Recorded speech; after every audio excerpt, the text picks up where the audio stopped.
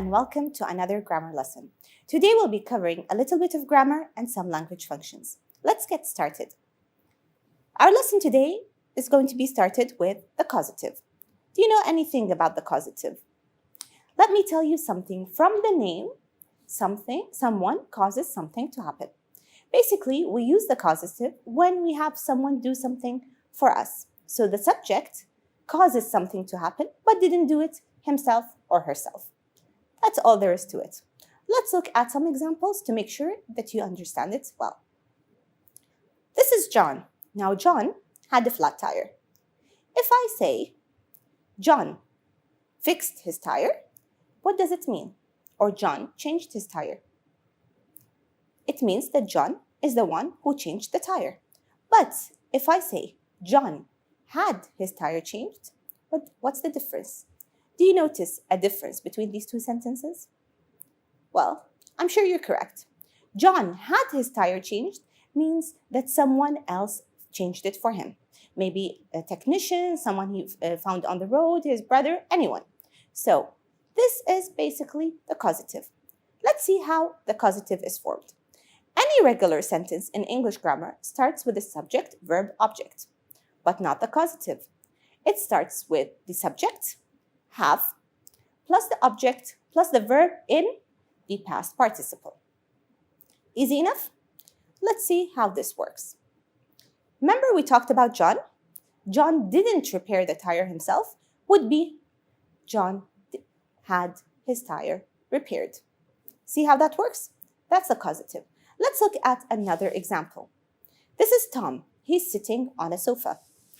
Someone is taking his picture. So is he going to take his own photo? No. Tom isn't going to take his own photo. Tom is going to have his photo taken. This is the causative form. Now you may be wondering, why are some sentences with have? Why are some with going to have? And why are some with has? Well, here's the trick. The tense of have is based on the tense of the verb in the sentence. This is what you need to know about the causative. You need to know the equation, the formula, which is subject plus have plus object plus verb in past participle. And you need to know that the tense of have is based on the tense of the verb in the sentence. Easy. Let's look at some more examples. Here we have a sentence. The painter paints Sarah's room. Now here is a sentence. If I ask you who painted the room, would you answer Sarah or the painter? Obviously, the painter is the one who painted it. If I'm going to be using the causative to talk about Sarah, I would say, Sarah has her room painted.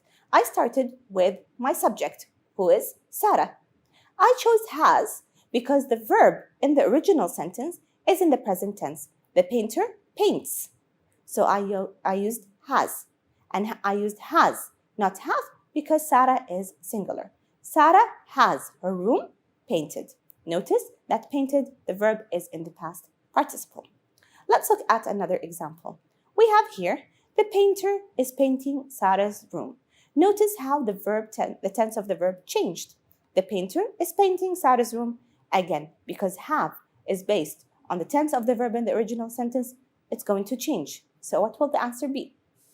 Sarah is having her room painted. Notice how the tense of have changes according to the sentence. It's like they mirror each other. Let's look at another example. The painter was painting Sarah's room.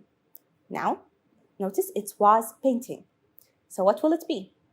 Sarah, what? Was having her room painted. This is as easy as it can get. You have the equation, try to fill it in and change the tense of have accordingly. Another example? I'm sure you're eager to learn more about it. The painter painted Sarah's room. Now the tense here is in the past. So what will I do? I'm going to say Sarah had her room painted. Very easy. It might get a little bit tricky, but if you're not, let's look at it a little bit step at a time. The painter will paint Sarah's room. So let's look at the tense of the verb. Will and paint. This is what we're going to be working with. Let's use the causative. Sarah will have her room painted. The painter will paint Sarah's room It will be Sarah will have her room painted. Very easy. Let's look at one more example with the tense changing.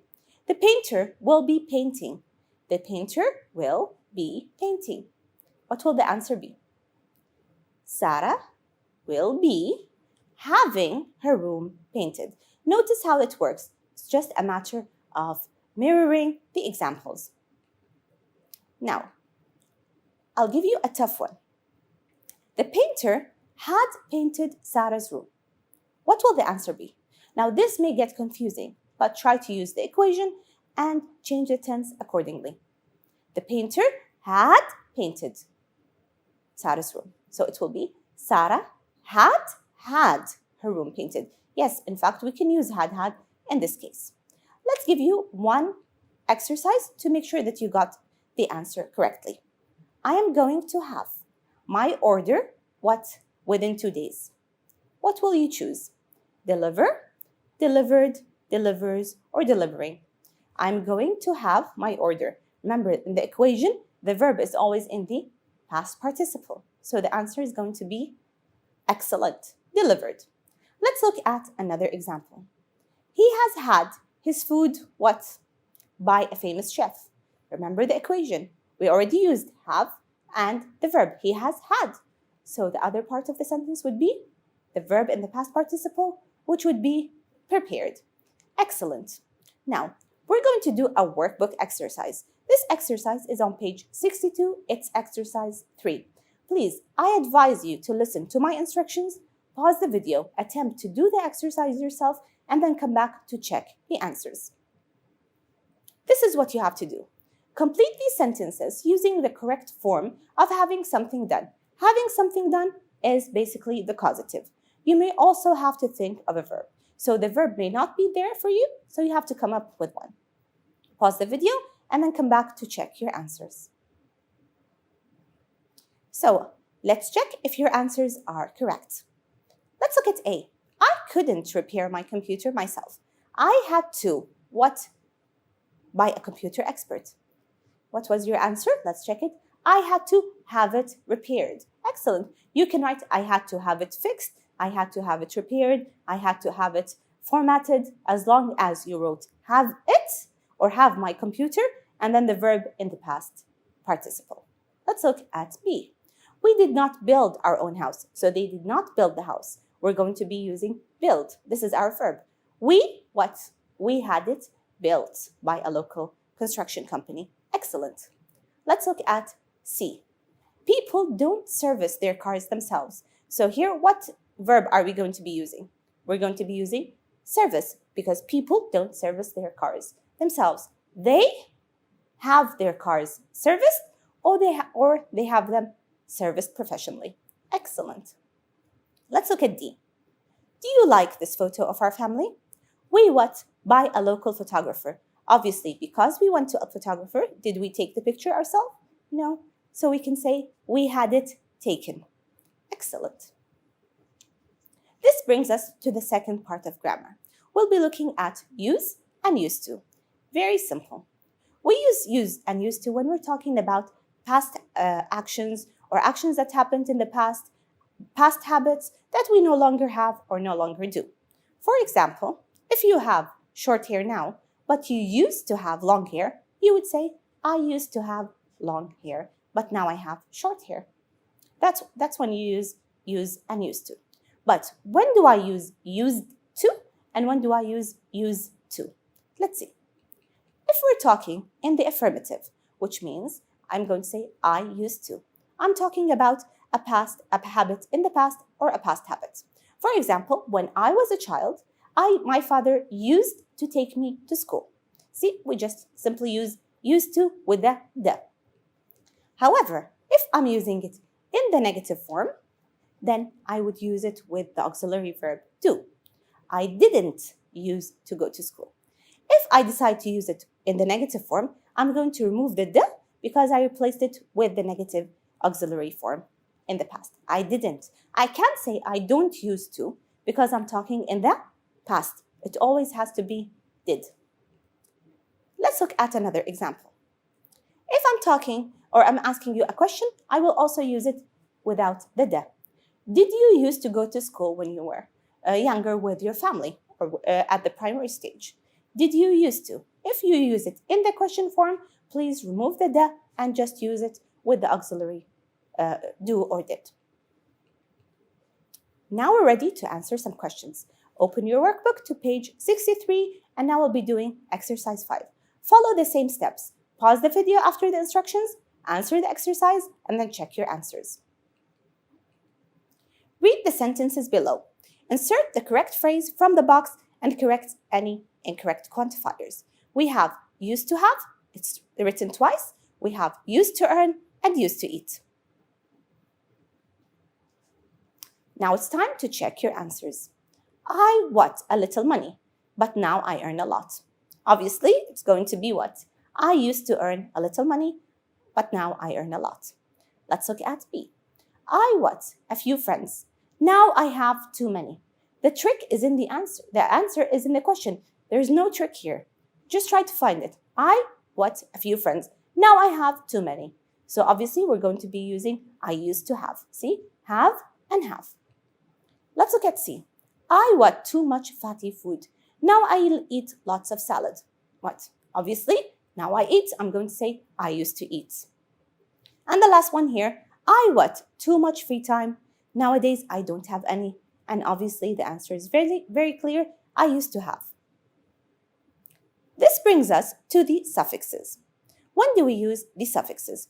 We use the suffixes to change the form or the parts of speech. For example, if you have a noun, you can change it to an adjective to a noun, and vice versa, by adding few letters at the end of the word.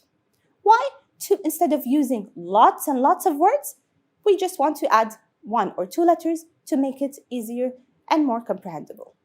Let's look at some examples of suffixes. We have full. When you add full at the end of the sentence, it means full of. So if I say, be careful, what do I mean? You have to be full of care, to take more care into doing something. If I say less, I mean without. If I describe someone, he is careless, he is less of care. He doesn't have any care. He's very careless. I'm describing him. Here are some examples of suffixes you can use. You can use iced, ness, meant, ship, able, full, and less. Remember, some suffixes change words into nouns. For example, iced. If I say this is a modernized building, he is full of happiness. These are the examples in front of you. Let's take a look at this table and try to do it together. See how we're going to be changing from verb to noun to adjective to adverb. Very easy. Let's look at the first one. Our adjective is happy. If I want to change it into a noun, I would add this, and I would say happiness. Notice if I add li at the end, it would be happily. So it's the same word, happy as an adjective, happiness as a noun, and happily as an adverb. The same thing goes with socialization. Socialize is the verb, socialization is the noun, social is the adjective, and socially is the adverb.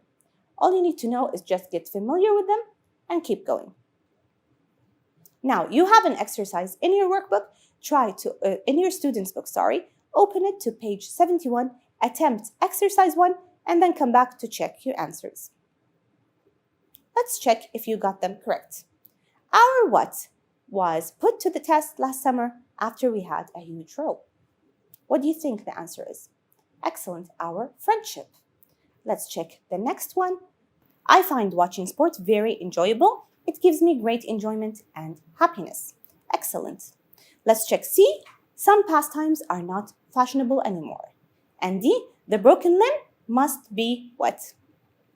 Must be immobilized and the patient be given careful attention.